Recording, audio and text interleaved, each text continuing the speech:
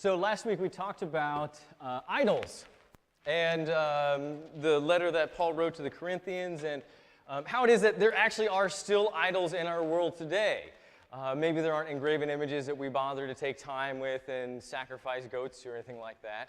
But there are still things that take away from God's glory, and there are still things that have control of us that we wouldn't like to have control over us. And I brought up a couple examples last week about football specifically, where we are influenced, our emotions are influenced by the outcome of that game. And then that outcome of the game, all of a sudden, because of our emotions, is forcing its will upon our relationships and maybe straining those relationships, or how it is that we value someone based on their externals, which has nothing to do with actually how much value a person has. So I want to keep up with that a little bit and talk about demons and the other supernatural things of the world. Because, Jesus had something to do with demons. He interacted with them, he exorcised them. And when we think about Jesus and his demons, I think sometimes we like to put on blinders, and we don't want to think about it. Because in our modern world, in our world that we live in today, demons don't seem to have anything to do with anything. That's something over here, and we live over here. So I thought I might shed a little light on the ways in which there are hidden demons in our world, and the ways that they work. And the primary way that demons work are through lies. And there are lies in our world that we hear all the time, and maybe you believe them. And so I want to lift up maybe three of the biggest ones, the ones that I hear all the time. The first one that I hear all the time, it goes like this: because we or other people think that God promised certain things to us, but he never promised those things. And if we believe that God promised things that he didn't promise, then when those things aren't fulfilled, we feel unfulfilled. And then we challenge God. We say, well, God must not be doing what he said he was going to do. But of course, that was never something he said he was going to do. This happens a lot when we think about, why did my so-and-so die? Or why is it my someone that I love is sick? Or why am I sick? Or how come I'm not filthy rich yet? Or why is it that I have to suffer? Or why isn't that my point of view or the thing that I want isn't taken over somebody else's thing that they want or their point of view? And the reality is God never said any of these things wouldn't be in our world. As a matter of fact, Jesus said just the opposite. Jesus came, he was beaten, he was crucified, which is the horriblest way you could possibly die. He was tortured to death. And then he said, follow me. Our God never said that we weren't going to suffer. In fact, he said the opposite. He said, if you want to follow me, you had better be prepared to walk the path that I walk. And the road that I walk goes to the cross, which is a torture device of death. But if we believe that God is supposed to save us from death, if you've ever heard somebody, or maybe you've said this yourself, well, my so-and-so died, my grandmother, my father, my daughter, my spouse died. Where was God when that happened? And then you or maybe somebody else you know says, well, that shouldn't have been. Well, if God was really God, he wouldn't have let them die. But that's not at all what God said. In fact, God said the opposite. He said, don't worry about death. I got that. I'm the God of life and death, which is why he let himself die, so that when he came back, we might truly believe, no, this really is the God above all gods, of life and death and everything in between. What ends up happening is if we believe that we are supposed to be something we're not going to be fulfilled. And what God said, what Jesus said, he's not going to make you a king or a queen. But he said, I am going to move mountains for you. And when you figure out what it is, when you have just enough faith, just the faith of a mustard seed, you'll be able to move mountains. Now, when I first heard that, and I don't want to see hands, or maybe you show me hands, but when I first heard that, I thought, hey, I got some faith. I'm going to start moving stuff with my mind. Anybody do that? Anybody try that? I remember very clearly being in my basement trying with my mind to move a pair of jeans. I tried for longer than I probably should tell you I tried.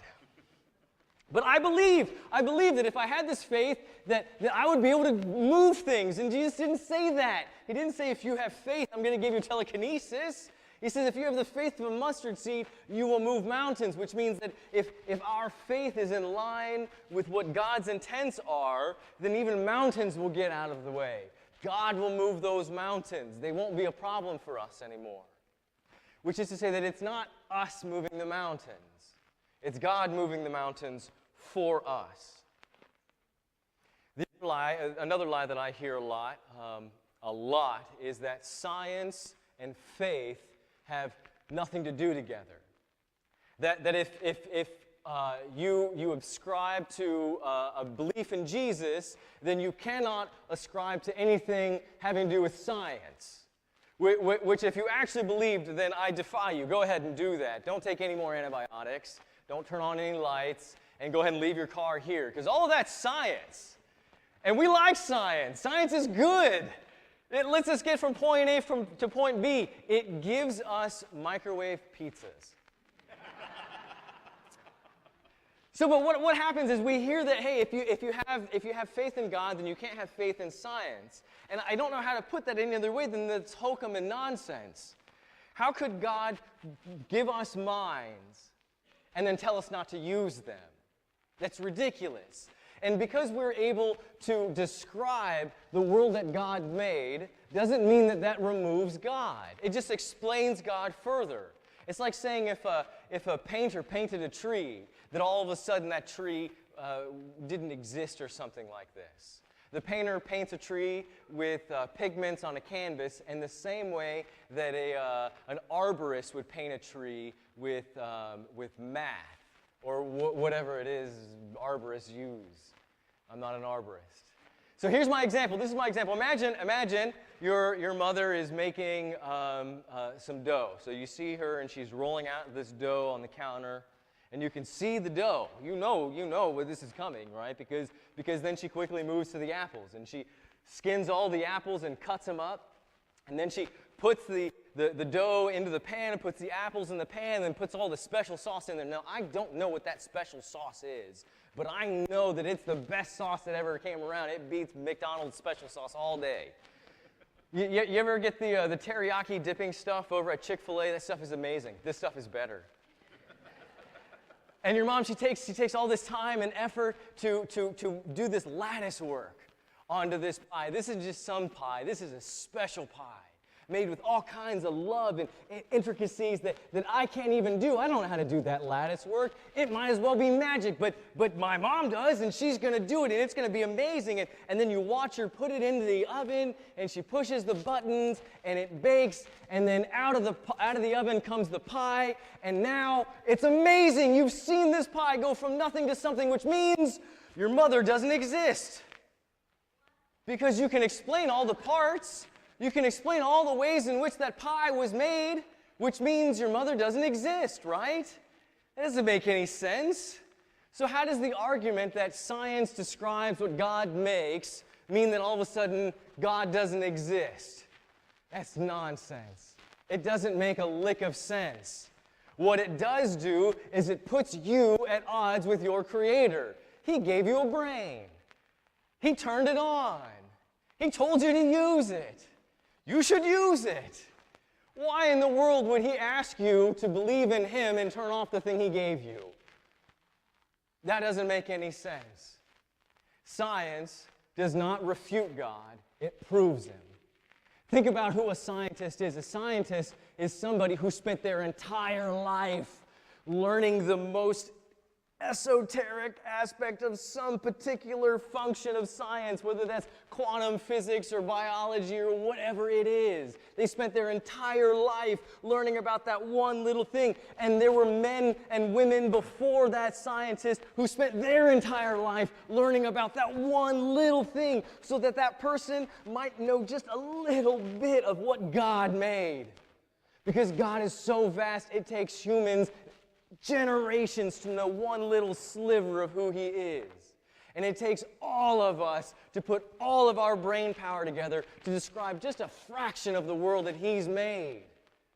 That's how awesome our God is. And when you get into the very deep, deep stuff of astrology or physics or biology or even evolution, you learn that if things were different, just one little thing different, if the the weights of this or the pressures of that were just a hair's breadth off in one direction or another, that the system as we understand it would never have been able to come together.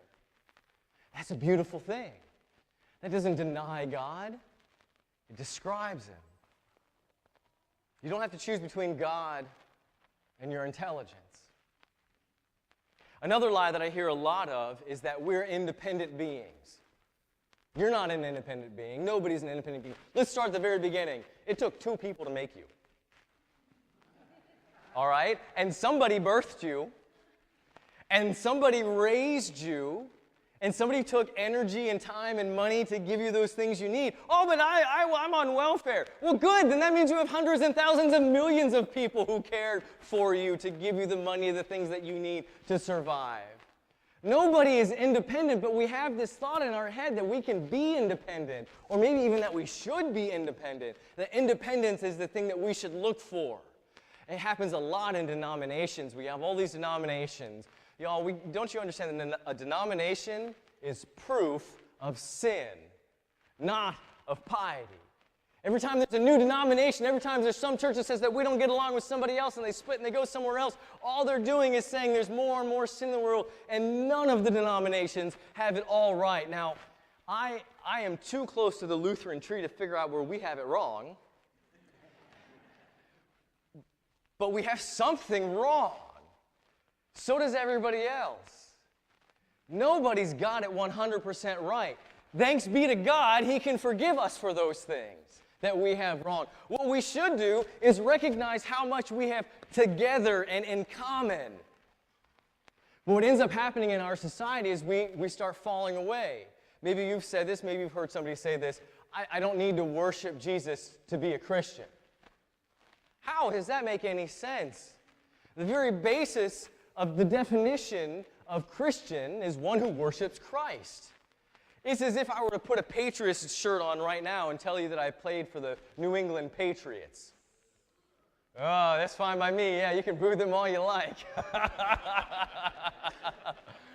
But just because I put the jersey on doesn't mean that I play for the team. I actually have to be on the team to play for the team. And if I were playing for the team, I'd probably be doing something else right now. So in what regard if me putting on a jersey makes me a member of the New England Patriots? It doesn't. But somehow we think that if you put a cross around your neck, all of a sudden you're a Christian. Not quite right. They'll know that we're Christians by our love, not our jewelry. You ever heard of this one? Faith is personal. Faith is personal. Oh yeah, faith is personal. Faith isn't personal. Nobody's born a Christian. Christians aren't born. They're not born. Nobody was born a Christian, not even Jesus, the Christ. Turns out that to be a Christian, somebody had to share their faith with you. Somebody had to tell you that there was this guy, Jesus, and he's 100% man and 100% God. And what does that mean for you? And that person might have been your mother or your father, or maybe it was your neighbor or a coworker or a pastor, or who knows who it was in your life, but it was somebody. Somebody shared their faith with you. Because if they didn't share your faith with you, you wouldn't have been a Christian. And somehow we presume to think that you can go about your own personal self and your own personal life, and you can be out there by yourself. The Bible says Satan prowls like a roaring lion. And if you've ever watched nature shows, you know how wolves hunt. And they all hunt the same way. When the herd's coming, they have nothing to do with that herd. They run them until what happens? One of those animals goes off by itself. And as soon as that one animal goes off by itself, that's the one that goes down. Independence is not how we were meant to be. Alone is not the way to go. That's why God gave us the church. It's as if somebody were drowning and you're sitting there all hot and sweaty in a life jacket wondering what to do. Wait, maybe you should ask them if they like where they are. Maybe as they're drowning, you might get their personal opinion about what it is that they want out of life. Maybe they just want life and that you would throw them a life jacket already. Or get in the water and help them out. Because you know what happens when somebody is drowning? They flail all over the place. And just because you threw them a life jacket, they might not even see it. You're going to have to get wet. You're going to have to get into the water. And you know what happens if you go and you try to bring somebody out of the water who's drowning? You may take it upside the head as they're flailing around. Which is to say that you might have to do some work to be a Christian. In fact, you should expect that you're going to have to do work to share. I don't mean be aggressive. We're not going to go get a group together and go to Walmart and tackle people and make them Jesus lovers or something. That's not how it works. But what I am trying to say is you might have to get out of your comfort zone. You might have to invite somebody, and it might be that something in the back of your head says, oh, no, don't share your faith. That's a personal thing. That's a lie. Don't believe those lies. Church is not a choice.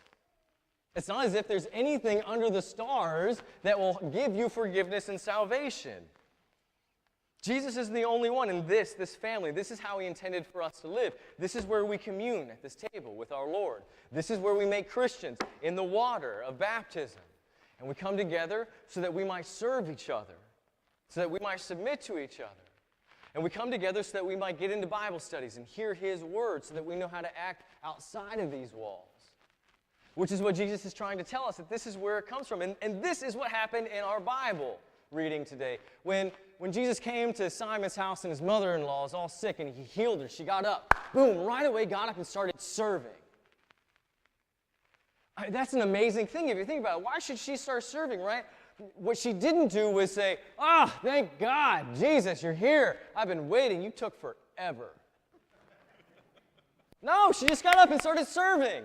She didn't say, oh, Jesus, how did you cure me? That's impossible. Look, I was septic. I had all kinds of bacteria going through my system. I cut myself, and then I was cleaning up with the goats, and it was a bad situation, and you should see this. It's perfect now. It's amazing. That's impossible. You couldn't have done that. No, she didn't do that either. And when she was healed, she didn't say, oh, good, finally the fever has left me. I'll be out, maybe tomorrow morning. I need some me time right now. I'm going to hang out for a little bit, Jesus. But thank you. Thank you for all that you've done. That's nice. No, she got up and she served. She served immediately. She rejoined the community that she left, and she served because Jesus was in her midst. Isn't that what we want? Don't we want Jesus to be in our midst and heal us? I'm not talking about fevers. I'm not talking about flus and colds and that kind of thing. I'm talking about those things that happen in your life, those relationships that you have, those things that you've done that maybe only Jesus knows about, those things that hold you back, that you wish would go, but you just can't get past whatever that is. Don't we all have something that we would like Jesus to heal for us, to make it right? And this is how it happens in community. See, the thing is, Jesus doesn't just go poof. He says, here's my church. It's been hanging around for thousands of years. This is how I will bless you. And you will go, and you will commune with me, and I will make you my children at that font. And then you will serve, which is counterintuitive to what the world tells us to do, because Jesus says, look, it's in the serving that you will be changed. It's in the submitting, which is just a horrible word in our world today. Submit, never, no. Jesus says, no, that's how it has to be. You have to submit. You have to recognize that I am God, says Jesus. And it's in that act that you will find yourself. It's when you give your life over and give up to Jesus, that's when you find and are given your life. You're supposed to be in relationship. Which is the next thing Jesus said. You remember in our Bible story, he left early in the morning, and his disciples, they came looking for him. And they said, hey, Jesus, you need to get back in there. Go. There's people, they need your healing. And Jesus didn't go back. He said, yeah, I know what you want, but I'm going to go my way. And if you're going to be my disciple, you got to follow me, because it's my way, and that's the only way. And there's people in Galilee that don't even know the message yet. So he left, and they went to Galilee, and he spread the message that their sins can be forgiven, and they should be in community, which is where they will be blessed. So there's all these lies that swirl around our world, and Jesus' message isn't always intuitive. So I thought I might bring those to you, that science and God, they're not against each other, and that if you believe something that's not in the Bible, don't believe it. Because otherwise it might pull you away. And there are beings and things in our world that would distort our belief, like we should be independent, or they'll pervert our life, like we shouldn't worship Jesus. And these beings are demons, and they speak quietly and persistently and through many different channels. And these demons are very prevalent and very real. I'm going to leave you with this. The most beautiful trick the devil ever pulled was making the world believe that he never existed.